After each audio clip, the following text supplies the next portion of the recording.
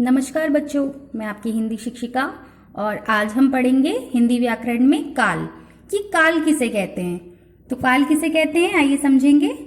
वाक्य को समय के अनुसार तीन प्रकार से कहा जा सकता है। जो हमारे वाक्य होते हैं हम समय के अनुसार उनको तीन प्रकार से कह सकते हैं। कैसे कह सकते हैं? पक्षी उड़ा, पक्षी उड़ रहा है, पक्षी उड़ेगा।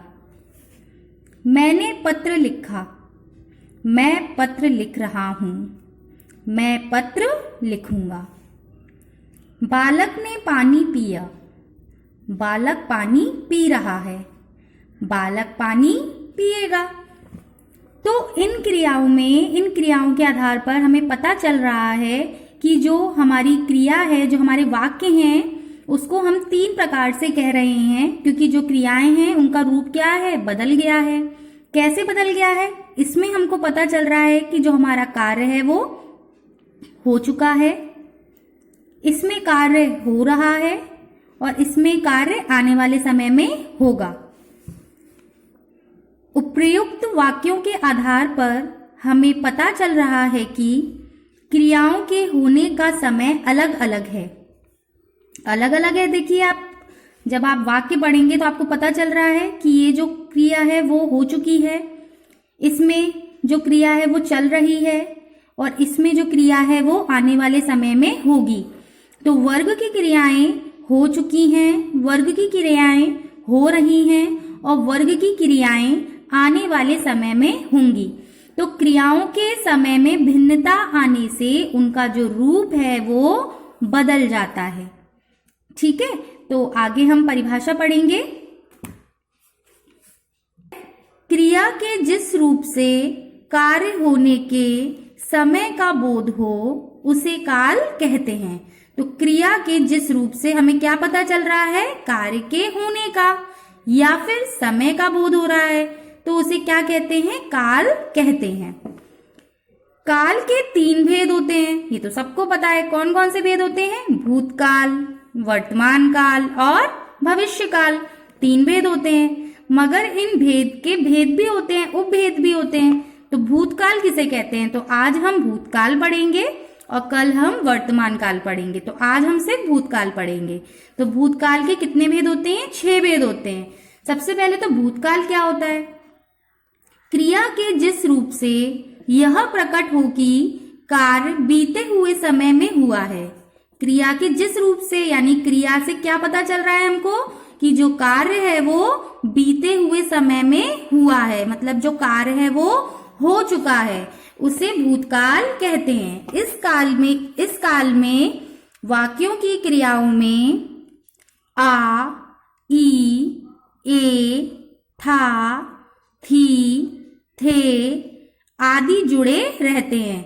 मतलब इन वाक्यों की क्रियाओं में क्या क्या जुड़ा रहता है? ये सारे वर्ण जुड़े रहते हैं। इन्हें क्या बोलते हैं? भूतकाल कहते हैं। तो भूतकाल क्या होता है? जिस रूप से यह प्रकट हो कि जो कार्य है वो बीते हुए समय में हुआ है, यानी कि जो कार्य है वो हो चुका है, पहले हो चुका है, उसे क्या कहते हैं? भूतकाल कहते हैं। तो भूतकाल के 6 भेद होते हैं। 6 भेद कौन कौन से होते हैं? पहला है सामान्य भूतकाल। सामान्य भूतकाल किसे कहते हैं? क्रिया के जिस रूप से बीते हुए समय में कार्य के सामान्य रूप से होने का बोध हो, यानी कि क्रिया के जिस रूप से बीते हुए समय में कार्य के सामान्य रूप से, यानी पता चल रहा है कि जो कार्य है वो समय में पूरा हो चुका है, जो समय दिया गया था उस समय में वो कार्य पूरा हो गया है, उसे सामान्य भूतकाल कहते हैं। जैसे रीता ने गाना गाया, तो रीता ने गाना गाया है तो उसका जो समय है वो उसी समय में उसने गाना गा लिया है, यानी कि उसने अपने समय में कार्य को पूरा कर लिया है। रवि ने सितार बजाया, रवि ने भी सितार बजा लिया है, बीते हुए समय में उसने भी कार्य को संपन्न कर लिया है। तो ऐसी क्रियाएं क्या कहलाती हैं? ऐसा जो ये क्रियाएं हैं वो क्या कहलाती हैं? सामान्य भूतकाल कहलाती हैं। इन वाक्यों की क्रियाओं में गाया, बजाया, इनसे क्या पता चल रहा है कि कार्य बीते हुए समय में पूरा हो गया था, यानी ये जो कार्य था वो बीते हुए समय में पूरा हो चुका है। अतः ये सामान्य भूतकाल क्रियाएं हैं। तो जो क्रियाएं जिस रूप से बीते हुए समय में कार्य के संपन्न होने से या सामान्य रूप में होने का बोध हो, उसे क्या कहते हैं? सामान्य भूतकाल कहते हैं। ठीक है। आसन्न भूत, आसन्न भूत क्या होता है? क्रिया के जिस रूप से यह पता चले कि कार्य निकट समय में ही पूरा हुआ है, यानी कि कुछ देर पहले ही पूरा हुआ है, बिल्कुल अभी अभी होके ही चुका है कार्य, उसे क्या कहते हैं? आसन्न भूत कहते हैं। क्रिया के जिस रूप से यह पता चले कि कार्य निकट समय में ही पूरा हुआ है, उसे आसन्न भूत कहते हैं। जैसे प्रियंका ने फूलदान तोड़ा है, तो प्रियंका ने क्या किया है? फूलदान तोड़ा है। तो उसने बिल्कुल अभी फूलदान तोड़ा है, तोड़ा से पता चल रहा है कि उसने फूलदान तोड़ा है। मैंने कहानी लिखी है, मैंने अभी कहानी लिखी है। तो यहाँ पर क्या हो रहा है? इन वाक्यों की क्रियाओं में तोड़ा है, लिखी है से पता चल रहा है कि कार्य कुछ ही देर पहले पूरा हुआ है। अतः ये आसन्न भूत की क्रियाएं हैं। तो समझ में आया आपको?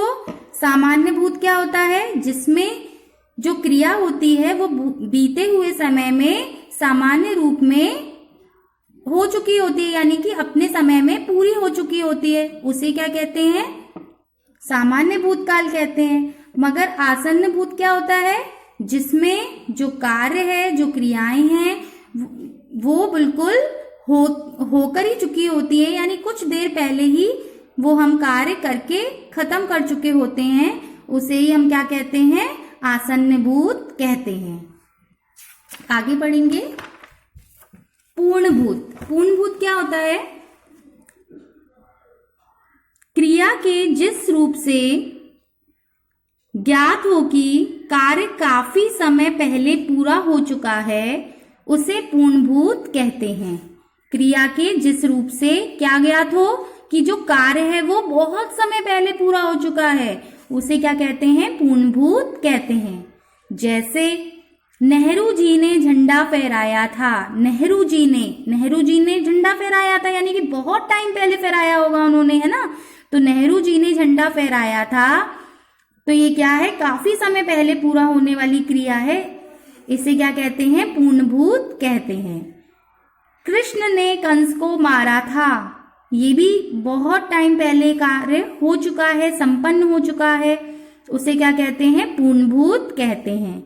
इन वाक्यों की क्रियाओं में फहराया था, मारा था से पता चल रहा है कि कार्य बहुत पहले पूरा हो चुका है, अतः ये पूर्ण भूत की क्रियाएं हैं। तो आज आपको मैंने भूतकाल के 3 भेद समझाए हैं: सामान्य भूत, आसन्न भूत और पूर्ण भूत। तो ये आपको अच्छे से पढ़ना है। आपके पास हिंदी व्याकरण की बुक है, उसमें से अच्छे से पढ़ना है। इसके आगे के 3 भेद हम कल पढ़ेंगे।